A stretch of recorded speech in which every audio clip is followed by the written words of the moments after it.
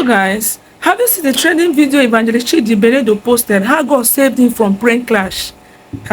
This is God at work.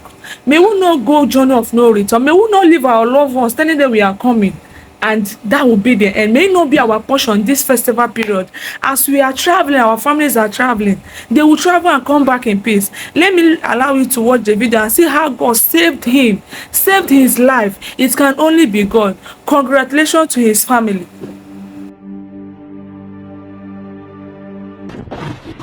So this was me in the morning trying to make a video. I was sent to my mom, my dad, and then my wife, my family, to tell them I was already flying to the city I told them I was going to.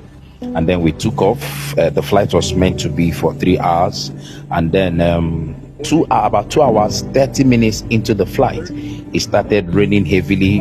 It's a usual thing to rain while you're up there, but the rain was too much. It was so heavy that I couldn't see anything. I was sitting directly behind the pilot. You can see the pilot looking left, looking right, trying to look down. Before everywhere was covered, I knew we're on top of a river. I saw we're on top of a river. So, and I noticed the plane was going down speedily. So at that point, I became scared as a human being, and then I began to pray my spirit, and I say, Lord, I can't end like this. Remember, I'm building you a church. I had an agreement with you that I was going to build you a church single-handedly years back, a few years ago when I started a particular business. He gave me an idea. I promised him to do a church, and I'm dedicating this church by January 28th. Lord, I can't go to the grave and that church will be dedicated. Save us, save us. I began to speak in tongues, and before I knew it, I just saw that we touched the ground suddenly, because I wasn't seeing anything in the front. And then look at the waters. I would touch the ground. It was a muddy place, filled with water. Look at the water, the way, and then the pilot couldn't control it. And then the next thing we saw ourselves was the head of the plane was already getting into the bush, and then he stopped suddenly. So we all rushed out of the plane to avoid a fire outburst. And you can see the fans still rotating. And then the villagers, with the sound of what happened, villagers gathered. People were trying to assist us. Were there all night, all day, all night, trying to find solution, bringing out the plane. We couldn't do anything. They were using shovels and all that. So they now brought a tractor by the next day.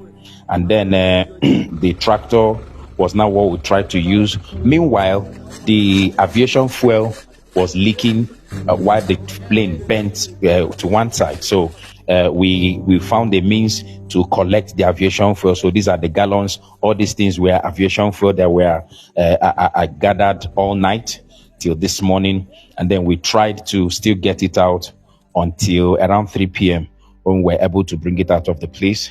And then the pilot checked the engine and said one of the engines was still in a very perfect condition. The other one was a bit affected, according to what he said. And then he said that something broke in the leg, the thing that covers the tire when tire goes up, so that we were going to lose it up. So the pilot loosed it out, and there was no runway. So how do we? Because we can't even stay there. It was a village, no way to go out. So the only means was still to fly with the same craft out of the place. No runway. So the villagers had to clear the land, clear the place, and then try to give us a place where the plane can run. We can see the tractor dragging the plane to a far place where we can at least have a little place to run and take off. And then I said to the pilot, "Are you sure we can go?" He said, "We'll try." So I took his hand, said the word of prayer, and then we trusted God, got back into the plane, and then we had to do a short run, and then we took off.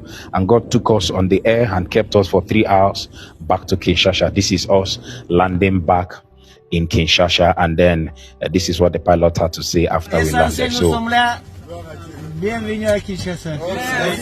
thank you. I'm just here to say, Father, thank you for sparing my life.